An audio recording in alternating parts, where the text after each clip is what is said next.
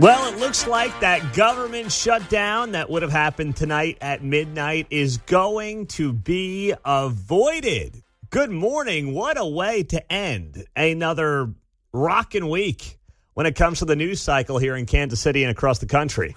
My camping trip to Yosemite is still on. Yeah, you're still on, baby. That's right. Oh, man, John's fired up. Good morning. It is great to have you here on KCMO Talk Radio. So we don't have the votes yet. But here's where this stands.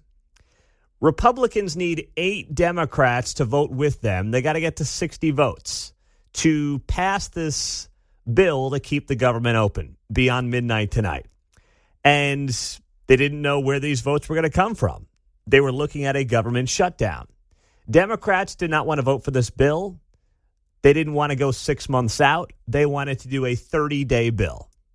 And Republicans said no. They passed a bill in the House that said, you know what? We're going to keep the government open for 6 months at basically the same spending levels that things have been at, which frankly is way too much money.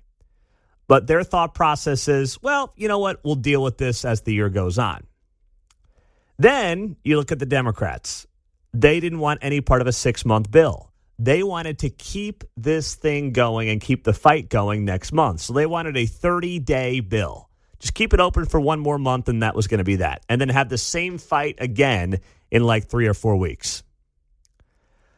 Well, the bill got out of the House, of course, with Republican support last week. Now it's sitting in the Senate. It's got to get 60 votes to get to Donald Trump's desk for him to sign it. And Republicans have 53 seats in the Senate. They need 60 votes to pass this thing. Rand Paul out of Kentucky is a no. So that means 8 Democrats had to join the Republicans. John Fetterman out of Pennsylvania, he was a yes. And then yesterday, Chuck Schumer signaled that he was going to sign this bill, which is a huge hit for Democrats who wanted to go ahead and have this standoff and shut down the government. And what it tells me is that they did not think they could win the political optics of shutting down the government. Even with their legacy media friends sitting right alongside them, even though you know and I know they would have blamed Trump and every Republican for the shutdown, Chuck Schumer did not think he could win the political optics game that would have had to have been played here. That's telling. That is a total about-face from where and how this would have gone down 8 years ago during Trump 1.0. They are admitting they don't have the political capital. They don't have the political juice to basically afford a shutdown and get out of it in good shape. As much as they would have blamed Trump for the whole thing, they know that the American people deep down wouldn't have bought it. That's my takeaway here.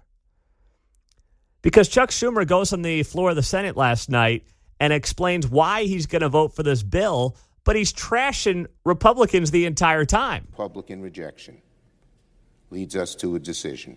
And it's not really a decision. It's a Hobson's choice.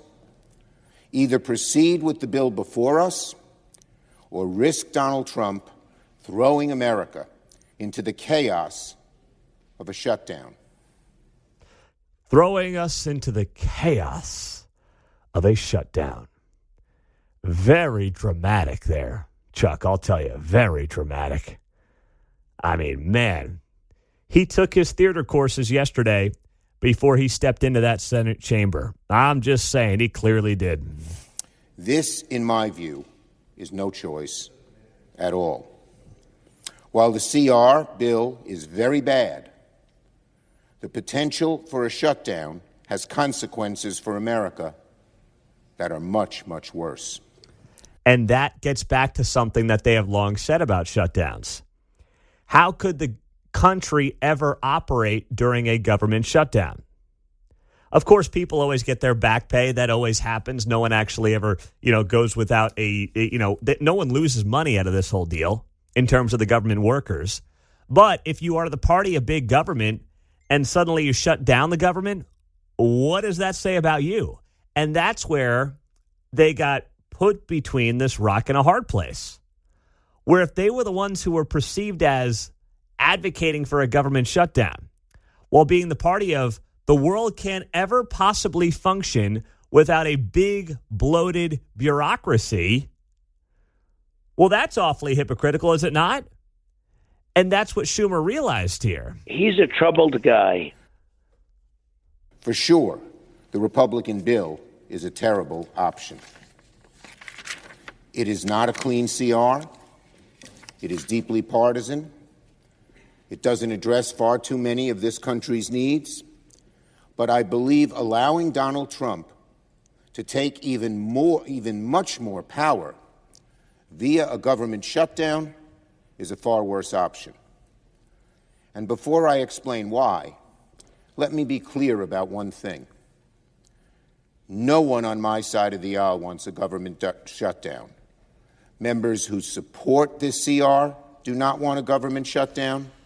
Members who oppose this CR do not want a government shutdown. So that was Schumer probably lobbying for those who are still going to vote against this thing, insisting they don't want a government shutdown. But what you have here locally is, of course, Jerry Moran and Roger Marshall on the Kansas side, Republicans yes votes. Same thing with Hawley and Schmidt on the Missouri side. So it was just really in the deeper, bluer parts of the country where there was massive, massive pushback and protest on this whole thing.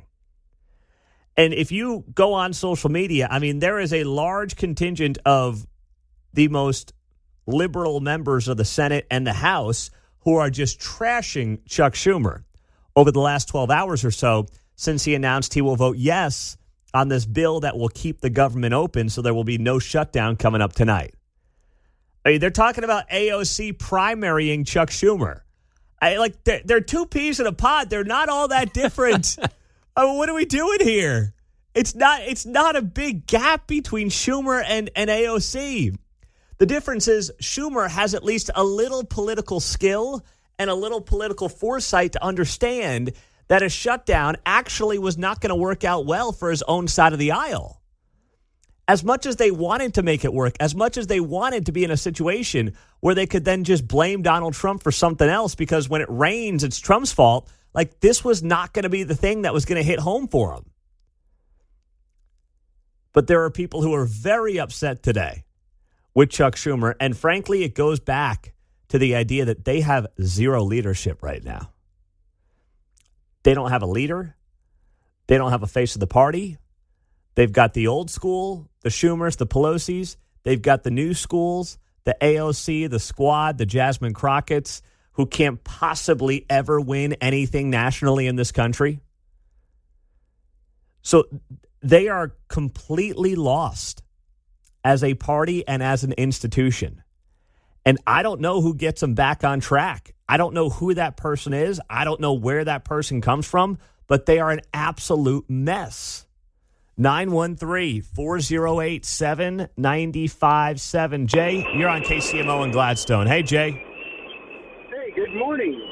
I wonder if Chuck Schumer read the writing on the wall that said a lot of people sent Donald Trump into office to shut down the government, so please shut down the government.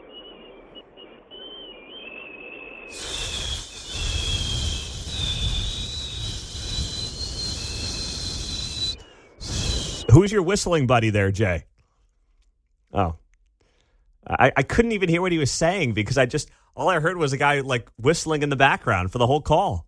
That's what I heard. I didn't know there. if he's out on the runway up there, Casey. I think he rolled his window down after he stopped talking to me. Yeah. I love you, Jay. But I really couldn't understand what you were going for there. I think the point was about Schumer. And I think the point, broadly speaking, was about whether or not Schumer was the one who was going to look bad in the shutdown. And the answer was yes. The party was going to look bad. It's not that they want to vote for this thing, but they don't have the political optics to shut the government down. They were not going to win that game, even with their media buddies doing their bidding. It's that simple. 6:14, good morning. It's great to have you here on KCMO. Happy Pi Day. I'm going to say that like twice because it's really corny, and I can't stand it. But I'm not going to ignore it either. So happy Pi Day. It's good to have you here on KCMO. Can I give some love to an organization that I really never thought I would give love to on this show? All right, it's Friday. We're all in a good mood. I'll do it next. Oh, for those wondering, I know you were very concerned, but right before the break, Jay and Gladstone had the sunroof down. Memo to radio station callers. Memo to radio station callers. Please do not have the sunroof down when you call the radio station. All right, John? We good? I was doing my old man grumble about point of diminishing returns on technology. And so in addition to no sunroofs or windows down, unfortunately, it seems like the earbuds would be a great idea when you call in, right? But there's no volume here in the callers, and we can't understand you. So unfortunately, while the earbuds are a great piece of technology for you to use, they don't transfer over for us to get you on the air much. They don't. We love you guys. So no earbuds. We just want you to sound great on the air. That's all we're worried about. Let's go get your pipes out here on the FM frequency. Thank you, John. John is in Grain Valley. What's up, John? You're on KCMO. Happy Friday, brother. Well, as a technologically impaired elder, I have no issues with earbuds nor windows down, and I don't have a sunroof, Pete, but I'll get through this together because we're a team, sir. Anyway, here's my kick. The thing with the Democrats is they've gone so far to their left, to their extreme, their loud, vocal, violent extreme, they can't extract themselves now. Because if they do that, they've now betrayed the very parties, individuals, groups, misrepresented, underrepresented, undereducated people who have now relied on them to get the funding and the money to continue their cause, whatever that might be. So they can't extract themselves from that because that's a betrayal. They go back to the American people and say, hey, we had an epiphany. We changed our mind. We're not crazy anymore. The American people are going to go, oh, so after 40 years of crazy and out-of-touch things where you have abandoned your middle class, you've abandoned your union families, you abandoned the American military, you abandoned all these things for the sake of pronouns. Now all of a sudden we're supposed to believe you that you're fine and you're okay. And this other party that believed in America, that told us that we can make America great again because, finger quote, we are great, not just again, but always. Now they're going to have to deal with that, and that's going to take getting rid of senior leadership, and you have to bring up your young ones. Well, who's your young one? AOC. You want that nut in charge? And that will exemplify the Democrats. So they've got at least a generational issue. If the Republicans can stay on course and point fingers and go, you want crazy? You want nuts? Vote for that. At least we're not as crazy. Thank you, John. That was all in one breath. That was in one breath, by the way. I'm impressed, buddy. I'm impressed, man. You put that feather in your cap and you go into the weekend feeling good about yourself. All right, big boy? Yes, sir. All right, there you go. We'll talk to you next week there, John. So John said something there about the bench for the Democratic Party, and I heard something the other day. I don't remember where this came from, or I would credit them. But they brought up a good point. It might have been on the Guy Benson show, 2 to 5 on KCMO. I don't know who it was on the show, but they brought this up that because of 2020 and how Joe Biden ran that presidential campaign, which was not, your traditional campaign. You just sat in the basement, made some videos, and vote for me, man. I mean, that's kind of what he did the whole time, sniffing and kind of, making little videos, making sure that people didn't realize how senile he was getting. So with that being the case, with the fact that they didn't really have a true campaign. You have a problem figuring out whether you're for me or Trump, and you ain't black. Right. One of the gems from 2020. They didn't have a bench of people to work on the campaign. Like there was really an 8-year gap for the Democratic Party on teaching young people how to run campaigns. And that's not really a partisan thing, but because they failed to really do it in 2020 in the traditional manner, there's a lot of people in the party right now who are talking about how they feel like the people who were involved in Kamala's campaign just didn't really know how to do the job because there was not that training, that pipeline, that handing it off to the next generation that would typically happen every 4 years because 2020 was a wash. There was no traditional campaign in 2020. I just thought it was an interesting point, and John made me think of it there when he was talking about who that next wave is going to be. And it does make a difference when you talk about winning things like national elections.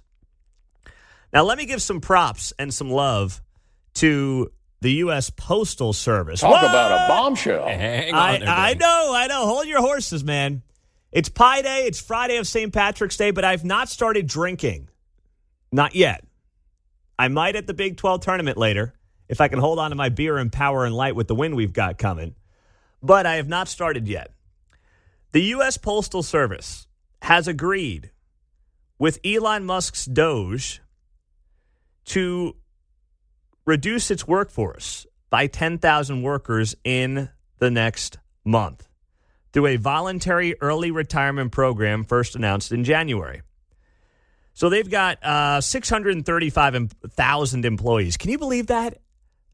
If I were to ask you how many employees work for the post office, I would have guessed maybe 50 to 100,000. They have 635,000 employees at USPS. They lost $9.5 billion last year.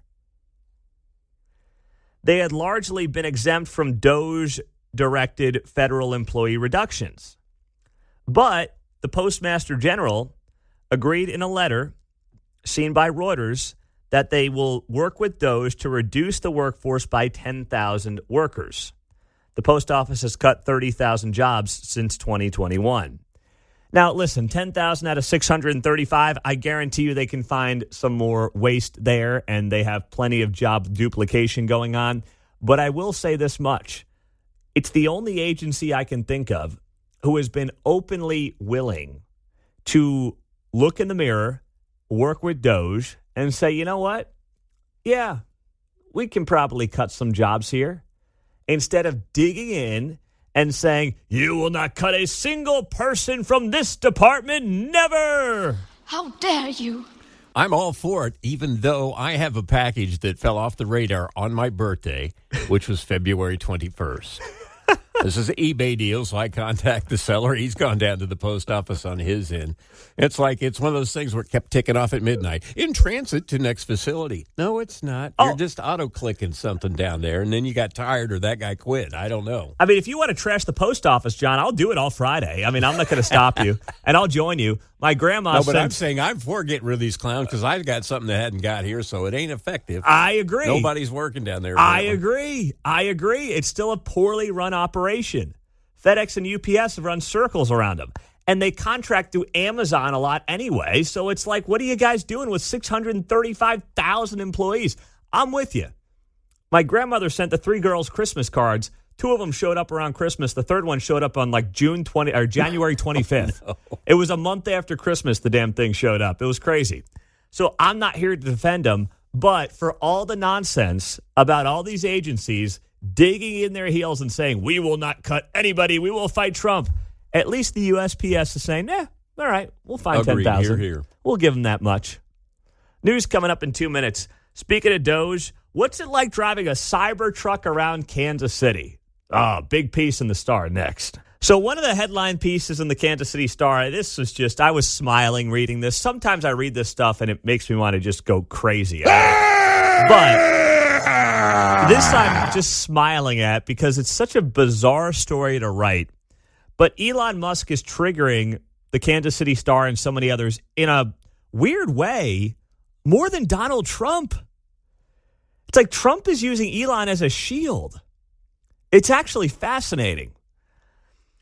Even when you look at some of the local newsletters that come out from like Sharice David, Democratic Congress member on the Kansas side, she's always ragging on Elon. She's not even ragging on Trump anymore. It's crazy. Well, I would say polling would suggest, and based on the results of the election, that going after Trump is not your best message. So maybe they got that much. Yeah. Looking for a new boogeyman, you think? Yeah, I think that's probably right, John. Mm-hmm. But, man, it is just bizarre. It's crazy, isn't it? So the Star writes this piece here. In KC, Elon Musk's Tesla Cybertrucks now come with an added feature, the middle finger. I mean, the Star's loving this. Here's what happened, all right? I'm just envisioning it going down like this. Kansas City Star employees all probably got to work one day. You know, they're around the water cooler. They're like, man, I saw a Cybertruck today. I gave him the finger. And then the other guy, or probably like, you know, they, them, or whatever, at the Kansas City Star headquarters. Like, yeah, I saw one too. I gave him 2 middle fingers. Oh, yeah. You know what? I love flipping off Cybertrucks. I've really had a great time doing it, coming to and from work. This is fantastic. This is great. It seems to me a Tesla truck's the most non-binary thing I can think of. Well, that's true. I actually think it's a hideous-looking car, but that's just me. Yeah. So then they probably come up with this piece in the newsroom. Let's write about people flipping off Cybertrucks in the newspaper. There's a great idea. So they feature this guy, Jay O'Brien. He's a real estate broker out of Liberty. He was a technology fan of Elon Musk's. Years before, they write, the world's richest man turned Twitter into X, and under Trump became both the most reviled and admired federal program-slashing leader of Doge. So they write here that this guy, Jay O'Brien, put down $100 4 years ago for his Cybertruck, and he waited until May of last year for the truck to arrive. Now, it's like a $80,000 to $100,000 truck. Jay O'Brien wanted one. He was into it. And he said here to the Kansas City Star, I thought this was awesome. I've got to get one. The Star then writes, little did Jay anticipate the 2-digit responses he would get as he drove down the road. Thumbs up from many, but now, and more frequently, middle fingers. Imagine being so triggered by somebody who is putting their life, their business, and their credibility on the line to help find waste, fraud, and abuse within the federal government, and taking it out on some random person driving next to you or at a stop sign across from you in a truck built by this man's company, that you give these people the middle finger.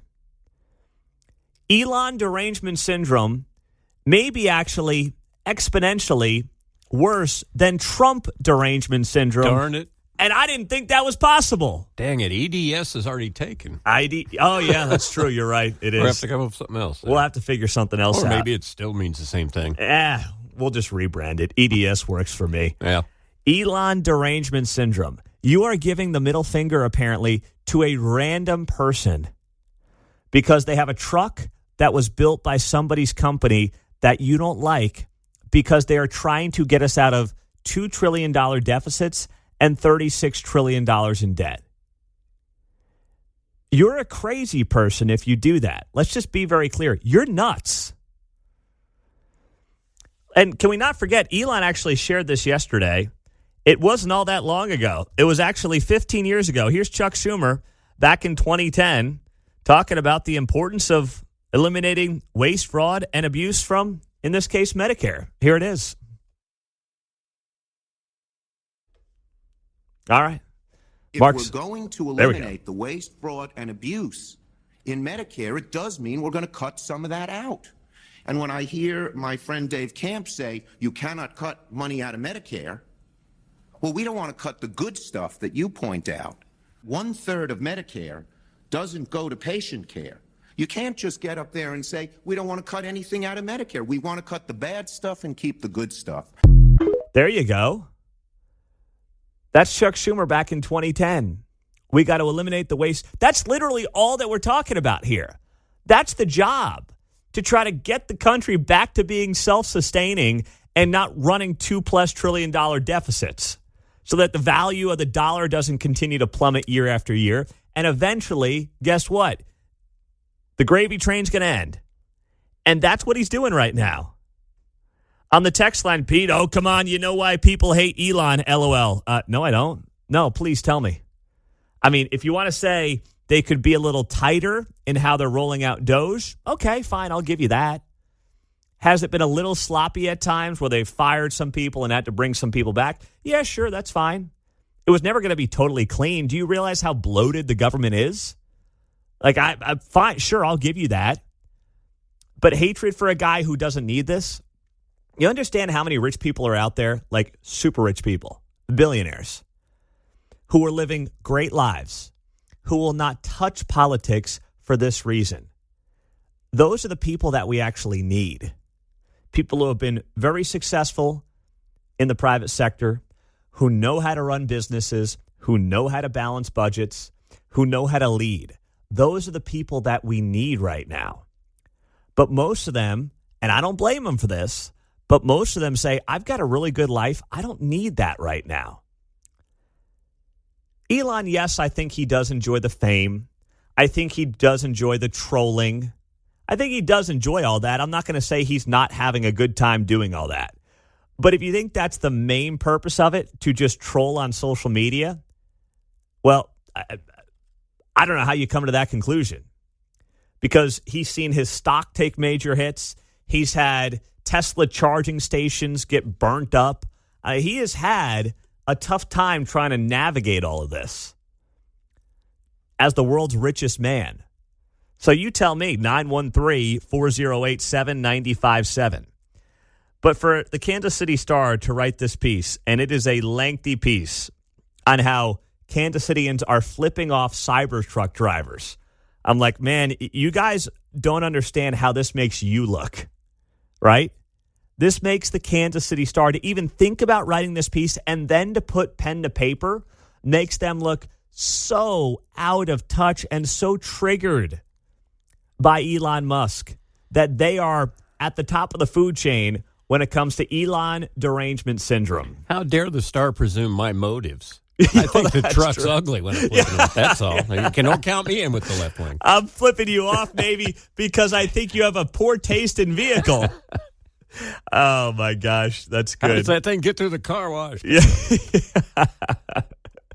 I'd never seen inside of one of those things before. I'm looking at this Casey Star article. I didn't realize there was like a 32-inch TV right there in the console. It looks like a spaceship on the inside. It's the inside looks a lot better than the outside. I'll say that much. On the text line, good question. Pete, do we know if the person who lit himself on fire in the Cybertruck in Vegas was one of the Star reporters? I cannot confirm or deny that. I do not know the answer. So I'm going to have to maybe do a little more digging, but I don't think that they were. We can find on the yeah, you let me know, Mayor, here. Producer John. All right. Well, Chuck Schumer blew it up last night for the Democrats. He went on the Senate floor and he announced that he was going to vote for the Republicans' plan to keep the government open for another 6 months. Democrats did not want that. They wanted to have this fight again in 30 days. They wanted a 30-day extension, and they didn't want to go ahead with the Republican plan. Chuck Schumer last night said, I will vote for this bill to keep the government open to avoid a shutdown tonight at midnight. So they will vote on that today. He's got to have 7 other Democrats join him. You know that John Fetterman's going to be in. I would imagine many Democrats will now also vote for this thing today to avoid the shutdown. I cannot confirm or deny that Kansas City Congressman Emmanuel Cleaver was so fed up with Chuck Schumer that he walked into his office and said this. You mustard moo. I thought I might have heard that from Washington, D.C., but I can't confirm people, it. Don't you? I know. I got some inside sources here. Your people know people. They do. But that is right now just a rumor I am hearing around the Capitol building. That Cleaver walked in there. You must have moo, right into Schumer's face. Right there. I mean, that's... People are aroused. I haven't seen people so aroused in a very, very long time. Yeah, well, Democrats are aroused, but for all the wrong reasons. They are not happy with Chuck Schumer. So Schumer had to go on MSNBC last night and do a little damage control. So he goes on with Chris Hayes, who looks like a female version of Rachel Maddow. And he goes on there and starts trashing MAGA and Trump, but then also admits, yes, he's going to vote for the bill. To have the conflict on the best ground we have, summed up in a sentence, that they're making the middle class pay for tax cuts for billionaires, it's much, much better not to be in the middle of a shutdown, which would divert people from the number one issue we have against these bastards, these people, which is not only all these cuts, but they're ruining democracy. That's fine. You want to drop that word on cable news to look like a tough guy. Okay, that's fine, Chuck. I think you look like an amateur. But yeah, you got to do it better than that. I know. And you can tell he set it up on the delivery. He says Absolutely. it like these B words. Sorry, but he knew what he was going to say. It's not like he just slipped. It wasn't a genuine slip. It was a setup based on how quickly he went back to sorry and the cadence of what he was saying. It was just a line he delivered like he was in a theater class. That's what he did there. But he knew that's what the MSNBC audience demanded out of him, because there was an uproar last night of people in New York claiming that Schumer's got to be out and they got to put AOC in his seat to primary him. Well, it's like, you can't be mad at Schumer. You guys just elected him as Senate Minority Leader in your own party. Like, you guys just did all this. So Schumer's taken all this heat, but here's what it comes down to. Chuck Schumer knows deep down that the government shutdown would have been put on the Democrats. And for the party that is all about big government, for the party that is all about this country can't possibly run without a robust bureaucracy, if they were perceived to be the ones who shut down the government, how would that have made them look? Take a listen to Chuck Schumer. This is 6 months ago when there was a debate on the House floor as to whether or not they should shut down the government. And it was Chuck Schumer at the time who was like, and Mark, I'm not seeing that clip in there. It says Chuck Schumer 6 months ago. If you could pull that for me, please. It's Chuck Schumer a few months ago warning that a government shutdown would be catastrophic for the country. And if he was going to be the guy that now led the government shutdown, how hypocritical would that have made him look? Here he was. If the government shuts down, it will be average Americans who suffer most.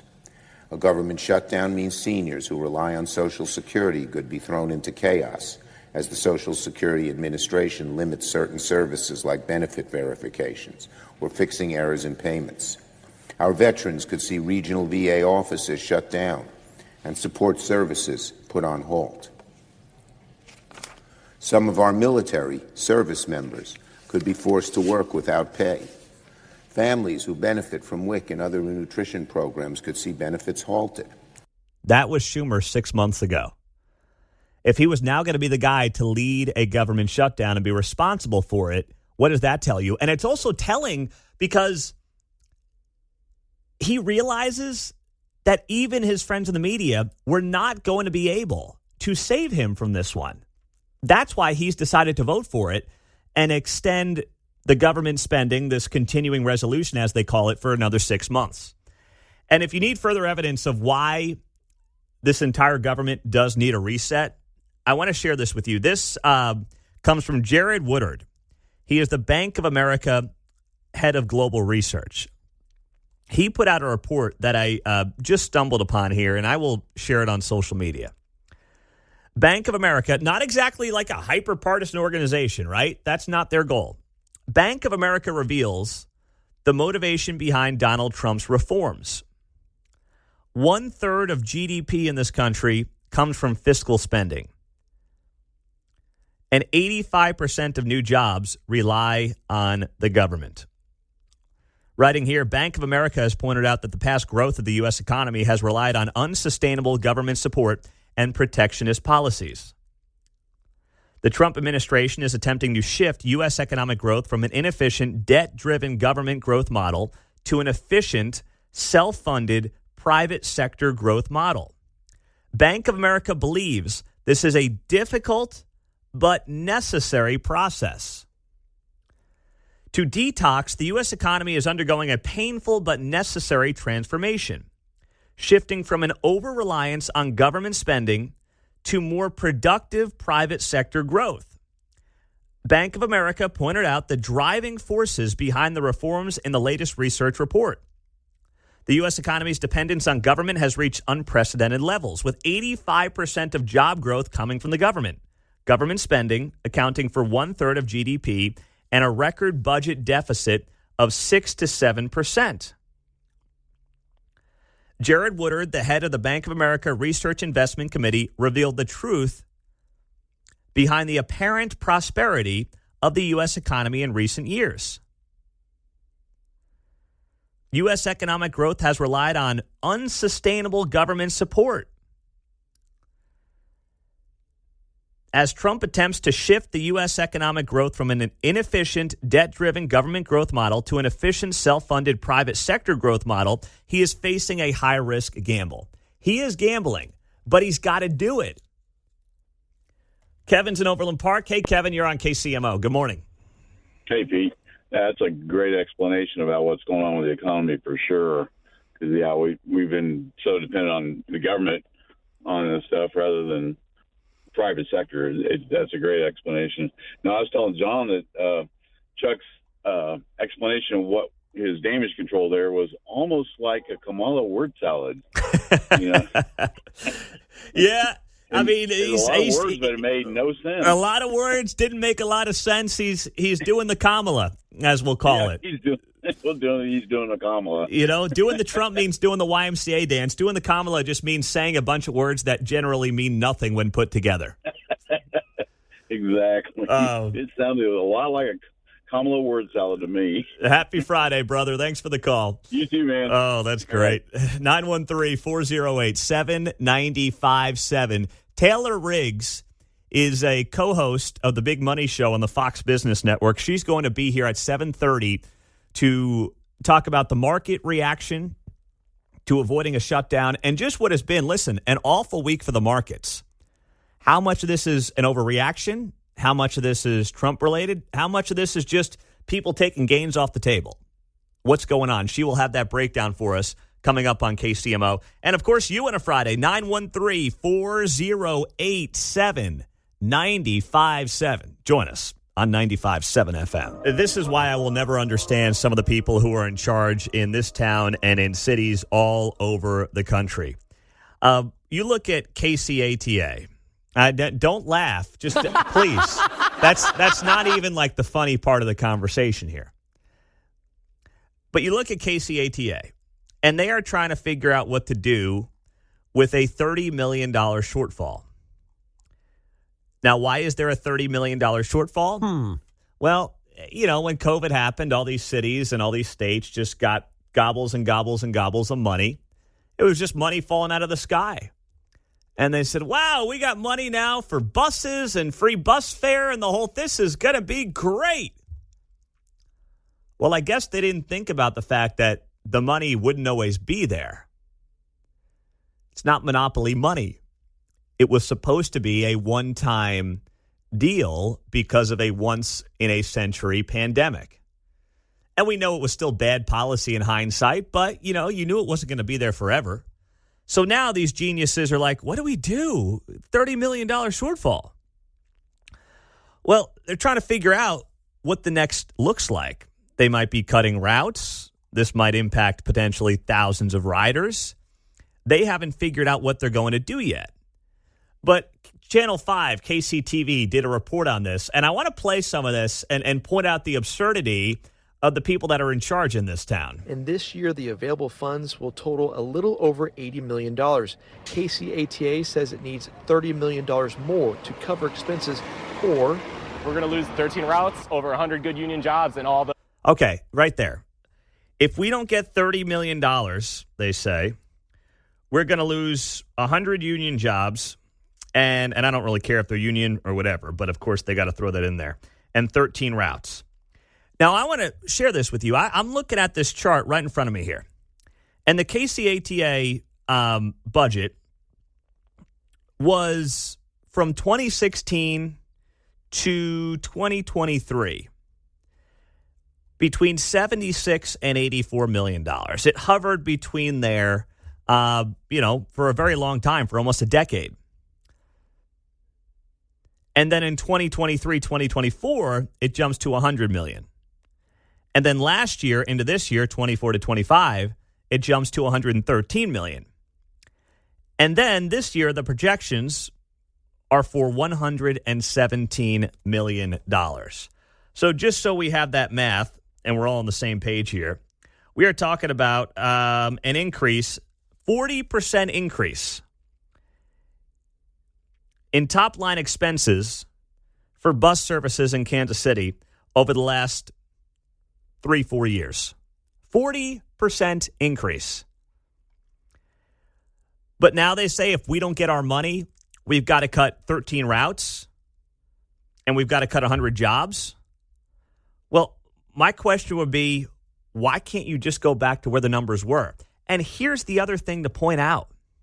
Ridership for KCATA has not gotten to the level it was at before COVID. Fewer people are riding the buses than were before the pandemic. Yet over the last 3 years, their budget's gone up 40%. Is that not the crappiest business model you could ever think of? You've increased your expenses by 40%, and less people are using your product than were 5 years ago. That's a you problem. That's not a Kansas City, Missouri City Council problem. That's not a taxpayer problem. That is a you problem. 2024, there were 11.9 million riders system-wide. That's up from 2021 when it was 9.1 million after the pandemic. Hey, this is all pre-Brian Platt, so can't be fudging the numbers there. Nope. In 2019, the year before COVID, of course, it was 12.05 million. And in 2018, it was 12.45 million. So they're off 500,000 riders or 500,000 rides from 2018. But you go back to 2018 and their budget was under $80 million. Now it's pushing 120 mil. And this clown of an organization is like, yeah, we need 30 million. If not, jobs are getting cut. Well, guess what? People aren't liking your service. There's no sympathy for you out there, guys. Figure out how you've gone from a budget of about 80 million to almost 120 in the last 5 years. And do what every other business in America does in that situation and figure out how to be better, more efficient, and more attractive to the customer that you are trying to bring into your business. And we want local control for the police. No, case in point here. Yes. I mean, they got the streetcar to pull away riders, I guess. You've got rising cost of fuel, obviously, so mismanagement all around here. Oh, they have $30 million in the hole. Jacked this thing up every which way. There is no doubt about it. And the last show for Dan Bongino at 11 o'clock today before he scoots off to the FBI. So congratulations to Dan. You don't want to miss his final show. Dan Bungie. Yeah, or some call him Dan Bungie. Good morning. Glad you're here. Beautiful day in Kansas City. Beautiful morning. Of course, the wind is coming in later. Chance of some severe weather starting at about 2 p.m. through 7 p.m. High wind is the major concern. Also, chance of severe thunderstorms and also some hail as well. Tornado threat is pretty low, but it gets worse and more extreme as you go north and east across the region. Looks like the bullseye is going to be in that eastern Missouri, St. Louis area into western Illinois. So that's where you want to be on the lookout today. But we may just get a lot of high winds and some smaller thunderstorms coming through early to mid-afternoon. Now, USDA, of course, is making cuts because everyone is making cuts right now. The government spending is completely unsustainable. But with the U.S. Department of Agriculture announcing $1 billion in cuts to COVID-era food programs that are supporting locally sourced food to charitable food banks and schools, that is impacting harvesters here in Kansas City. So Woke 41 does a big package on how people are now going to go hungry, of course, because of Elon Musk and Doge. And Harvesters is getting squeezed here. Here's the report. At Harvesters Food Bank Network in Kansas City, they've benefited directly from USDA programs that allows them to buy produce and other agriculture products directly from local producers. Now, as the Trump administration continues to clean up excessive government spending, this week the USDA cut $1 billion worth of funding. LFPA Kansas meticulously sits in the Harvesters warehouse. Gave us about 1.5 million pounds of produce. It's one of 2 COVID-era funding programs sourcing locally grown food to charitable food banks and schools cut by the USDA. I think one of the misnomers that the need has gone down since COVID are levels of need that rival the peaks of the pandemic. That's Harvest. Okay, hold on. That right there is, I think they announced it here in the package. Hang on. CEO Stephen Davis. All right. Harvester CEO Stephen Davis. And what he says there is that our need is at the same level as it was during the pandemic for helping people eat. Well, why is that, Steve? Why might that be, big fella? maybe because government spending has created an environment over the last 4 years in the wake of COVID that increased the cost of groceries by 20%, like everything else on average, 25% the last 5 years, to the point where those who need it the most have seen a massive devaluation of their dollar because inflation is going to impact middle class to working poor people far more than those who are doing really well on the higher end of the socioeconomic scale. And I'm sorry, but Harvesters is an organization that obviously does great work as a charity. I've given them money myself. I've helped them out. They're local. But that's how it should stay. The USDA getting involved with billions of dollars in funding for organizations like Harvesters is not helping the situation. But of course, they put together this package courtesy of Woke 41 that's one big propaganda piece. That's all it is. It's one big piece of propaganda. Harvesters should get donations. We should be helping those in our backyard, in our community, who need to eat. It's not the government's job to be dumping billions of dollars into organizations like Harvesters because all they're doing is spending money that does not exist, that we do not have, and actually causing inflation that is hurting people they claim to be helping. It is quintessential government to be like, we got a problem here. All right, we're going to make the problem worse, but don't worry, we're going to help you in the process as well. Do not worry one bit. And to hear this kind of nonsense from the CEO, it's like, brother, I want to help you help yourself here. Okay? But you going on television locally and being like, oh, man, we're just trying to help people who need it, and food insecurity is just like it was during COVID. Okay, why is that? The cost of food is up 20%, bro. Alex, what's up? You're on KCMO. Hey, Pete. First things, Harvesters, when they do these drives and stuff in these towns, there's no rhyme or reason as to who they give the food to. You show up, they pass out food. I'm selling vegetables in multiple towns now, and these people that show up who came from Harvesters are getting food who, they're making $100,000, $200,000 a year combined, with their spouse. And, if Harvesters just watch that a little more closer, that would probably help a lot. I like that, man. And you're someone who sells your food through Harvesters? Not through Harvesters, no. We actually donate a lot of food to Harvesters. Donate it. Well, that's good, man. Thanks for what you're doing on that front. Yeah, absolutely. Well, that's a great point right there that Alex is making. It's an outstanding point. If you're a little more selective on those you're helping, well, you're solving a big part of the problem there as well. 913-408-7957 as we roll till 8 o'clock on KCMO Talk Radio, 95.7 FM. We're always streaming on the KCMO Talk Radio app. At least if you were doing the blow, I might understand you acting like a fool and flipping off people because they have a Cybertruck and you're triggered by Elon Musk. At least that I would understand. He's a nut job. Unbelievable. 8:05 on a Friday. We have made it to the weekend. Glad to have you here on KCMO. So there was a big piece in the Star headlined, in KC, Elon Musk's Tesla Cybertrucks now come with an added feature, the middle finger. Now, the Star probably figured that all their employees flip off people who have Cybertrucks, so they're going to write about all their friends. Like, I don't know how you find somebody for a newspaper article who gives the middle finger to Cybertruck owners, or how you find Cybertruck owners who are receiving the middle finger from wacko liberals. But they did find some of these people, and one stood out to me. This guy's name is Mike in Johnson County. He's an Oracle employee, and he and his spouse got a Cybertruck 8 months ago. Now, what's interesting is he talked about how he went downtown recently, and he was taking part in trivia night at a bar downtown. And towards the end of the competition, the MC asked the crowd to offer ideas for the following week's trivia topic.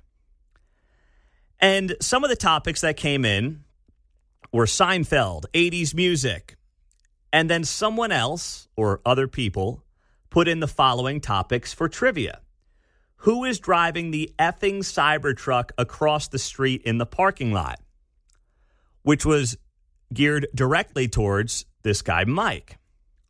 So Mike tells the Kansas City Star, quote, the owner came over and was like, I'm really sorry. The DJ, he's pretty liberal, and you know they don't like Elon here.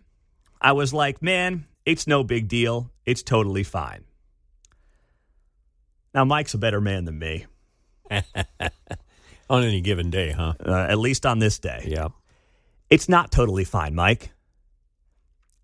Now, listen, I think the Cybertruck is actually a hideous vehicle. It looks cool on the inside, but it's a hideous car. If I was going to spend $100,000 on a car, it would not be for a Cybertruck. But to each their own, that's not the point. It's not okay to accept people who give you the middle finger, who do not know you, at a stop sign, at a stoplight, at trivia night, because you own a car that was built by a guy that they don't like because he's trying to help us get our $36 trillion debt under control in a way that nobody else in this country has been willing to do for basically my entire lifetime. At least since I was a little kid, going back, 30 some odd years. That's not okay. Like, I know as conservatives, we're more likely to just kind of be like, whatever. I mean, it's like when people call up the show and want to call me names and scream at me, like, whatever, it's all good. Okay? Like, I'm going to let it roll off.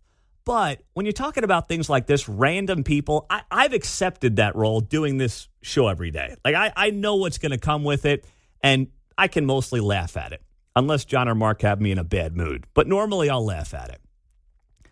But if you are a random private citizen and you're driving a truck and you just happen to like the truck and random people are taking pot shots at you when you go out to trivia night, I'm sorry, that's like not being a decent human being.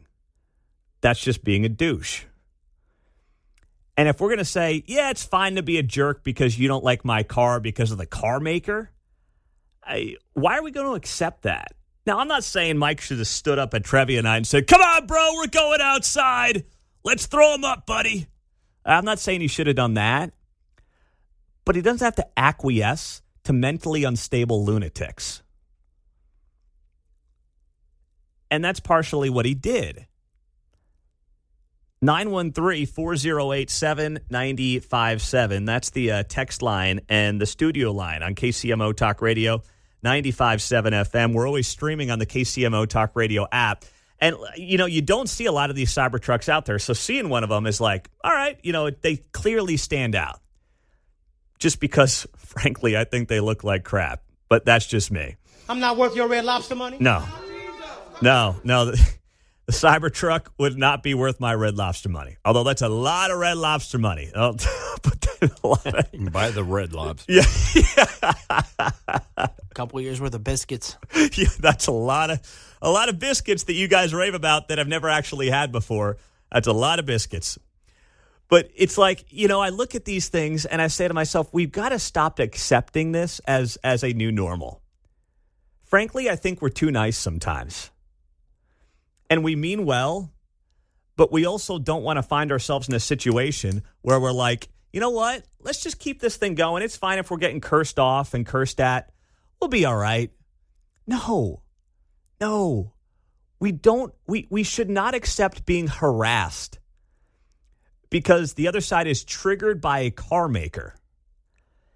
It'd be like, let me use a reverse analogy. If I saw somebody at a bar order Bud Light after all the controversy around Bud Light, and then I was taking pot shots at him the whole night, that would be amateur hour. Now, if it was my buddy and I'm sitting at the bar with my buddy and he orders a Bud Light, that's a different story. Then I'm ragging on him till the end of time. I'm asking him to put on his little skirt. I'm asking him when he's, got his next tuck swimsuit coming in. Like, I'll rag on him all night if my friend does it. But if it's just a random person, imagine going up to that random person and being like, oh, man, what are you doing ordering that Bud Light? That would be absurd of me to do. Kevin is in Lee's Summit. Kevin, you're on KCMO. What's happening, brother? Pete, I couldn't agree with you more, man. It makes no sense. I see a lot of those Cybertrucks out here. I drive for a living, so I see them a lot more. There's quite a few people out driving. I agree they're hideous, but I mean, to each his own. I just don't understand these people that don't understand what Doge and Elon is trying to do. He doesn't need the money. He's not ripping anybody off. The richest man in the world. If we don't get this done, we're going to be third world, man. I know. That's the amazing part. And honestly, go back and listen to clips. Obama and Chuck Schumer and Pelosi and Biden, all these people talking about getting waste out of the government. And now if you do that, it's like you're some right-wing Hitler-loving nut job.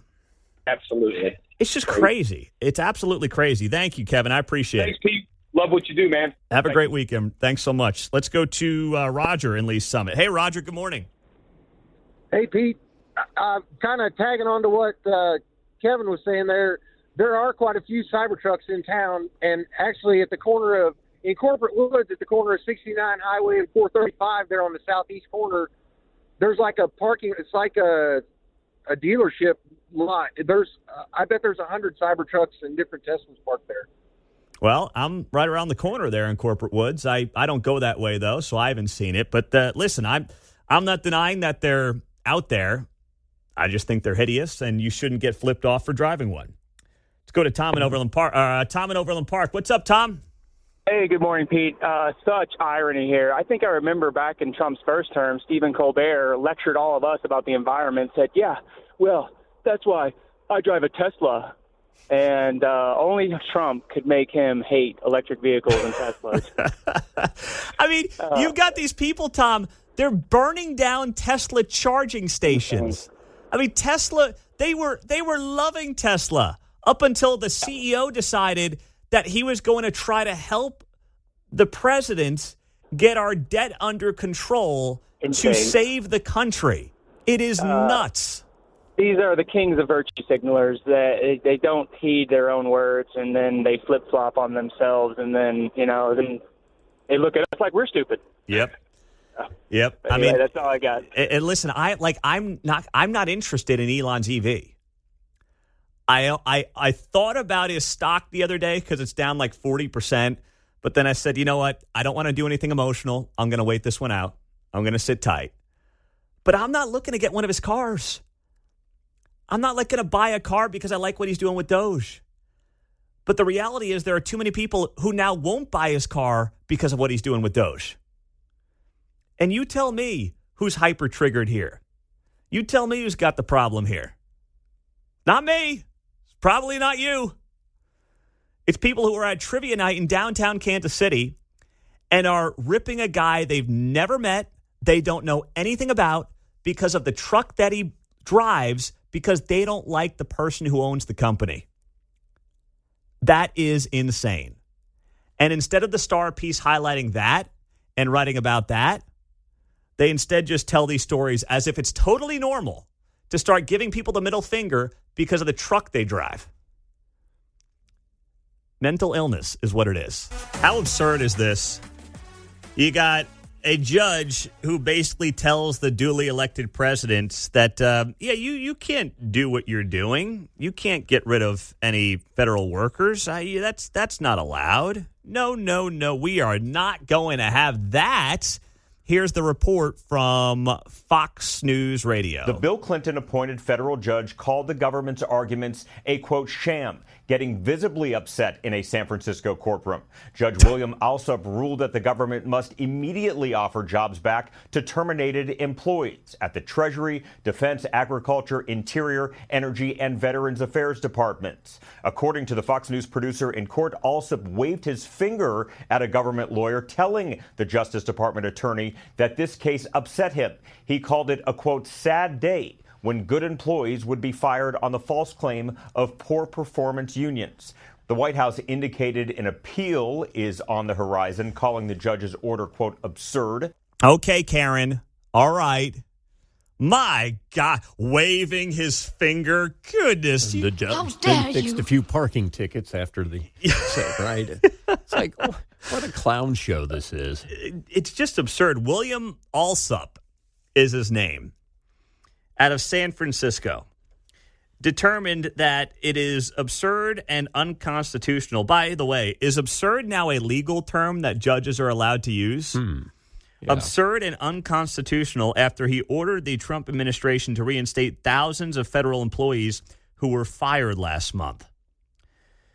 Now, Caroline Leavitt responded, she's the White House press secretary, in a statement reading, "A single judge is attempting to unconstitutionally seize the power of hiring and firing from the executive branch."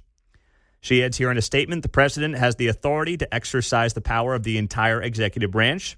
Singular district court judges cannot abuse the power of the entire judiciary to thwart the president's agenda.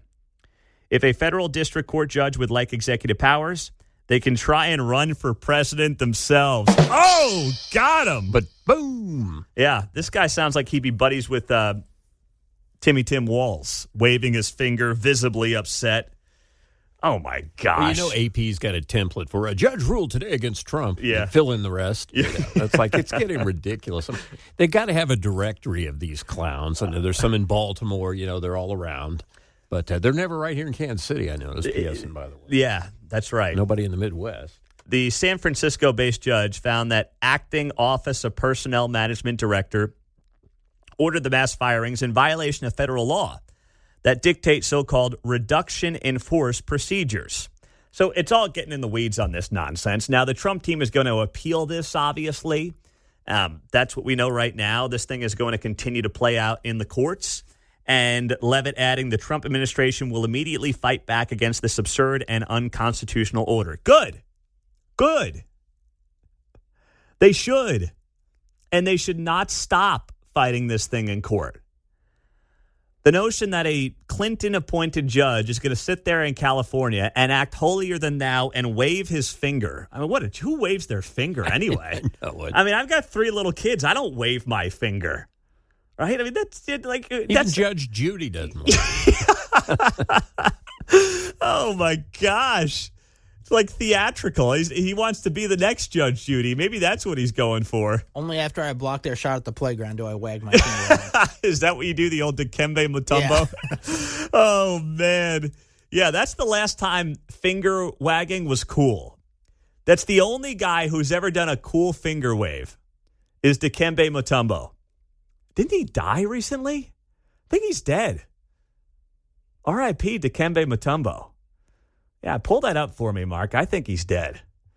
Gosh, I did not think we'd be talking about Dikembe Mutombo today. September 30th last year. Thank you. Yep. I thought that was the case. Thank you.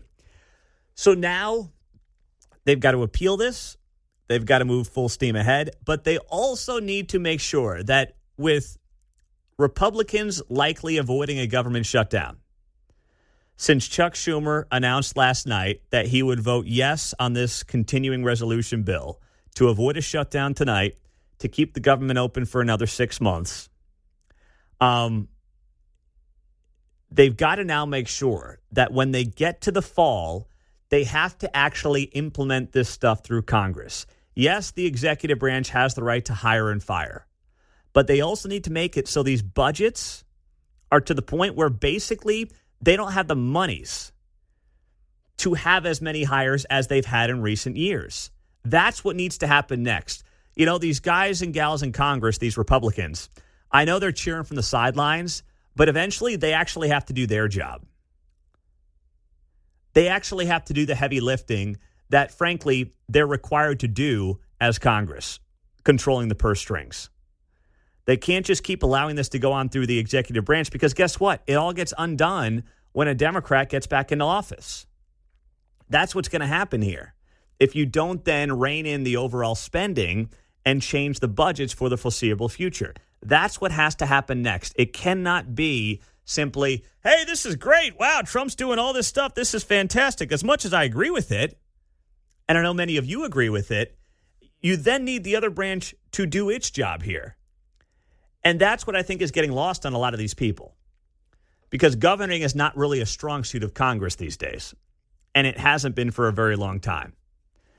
But Chuck Schumer last night did acquiesce, did say he was going to vote for this bill. Republican rejection leads us to a decision. And it's not really a decision. It's a Hobson's choice. Either proceed with the bill before us or risk Donald Trump throwing America into the chaos of a shutdown. This, in my view, is no choice at all. While the CR bill is very bad, the potential for a shutdown has consequences for America that are much, much worse. For sure, the Republican bill is a terrible option. It is not a clean CR. It is deeply partisan. It doesn't address far too many of this country's needs. But I believe allowing Donald Trump to take even much more power via a government shutdown is a far worse option. All right, Chuck. Chucky, Chuck. How much wood would a woodchuck chuck if a woodchuck could chuck wood? Chuck Schumer basically admitting that he has lost the political battle. If he thought a government shutdown would be good for his party, he'd shut it down tonight at midnight. He realizes his friends in legacy media can't save him. His party is flailing, so he has acquiesced.